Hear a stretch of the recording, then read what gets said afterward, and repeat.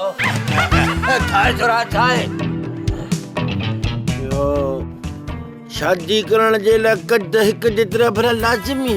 अरे कद शादी हिन वाले कड़ा पूरा पिया थी जब करे सुमुने भागा जिन ड्रम फिटाई दिया रूबरू।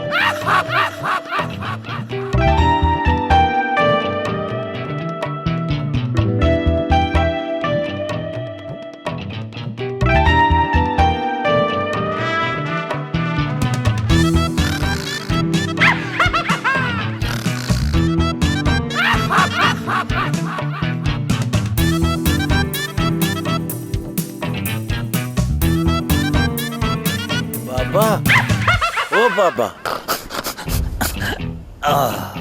अरे वरी चाहे बाबा नंढड़ो हिकिड़ो हरसा इहो रुॻी मूंखे ॿुधाए त अम्मा मरिया त तोखां कदम में हल्की या तोखां ॻरी।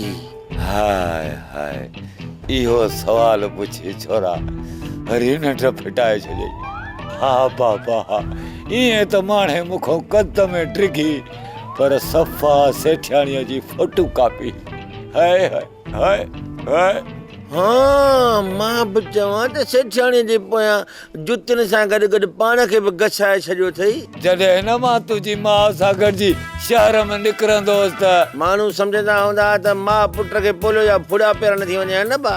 अरे निभागा माण्हू मूंखे मुश्ताक चंगेज़ी ऐं माणे मरहूम खे चकोरी चवंदा हा। हा बाबा सिंधी फिल्मुनि जो सवाल बि तॾहिं खां शुरू थियो। अरे बस कर तो जड़े बेज़ौक़ सां ॻाल्हाइण ई अचायो आहे। चुप करे चवां थो सुम्ही पो अचायो मथो थो खाए।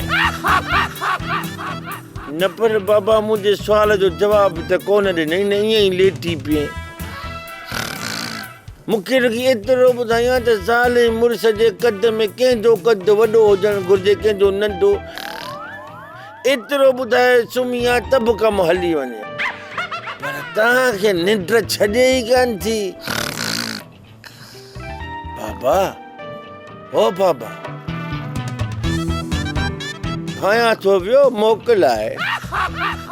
हे जेकॾहिं हली पियो न हिन जे लाइ क़बर बि कोन खोटणी पवंदी। बसि जिथे खोदो खुर हणंदो उते बाबे खे हीअं ज़पको कराए रुॻी मिटी वराए बसि ख़बर ई न पवंदी त मुड़ुस मुल्क में हुयो या ॼाओ ई कोन हो। हसरे मवाली बस करे सुम्ह बा बसर खणी खणी बेहाल थी वियो त मुड़ी त कोन थो। सुम्ह सुम्ह सुम्हणो ई पवंदो। उथंदो ई कोन छा उथारियां। सब्सक्राइब कयो असांजो official YouTube channel Sindh TV HD drama ऐं वधीक अपडेट लाइ बेल आइकन खे क्लिक करियो।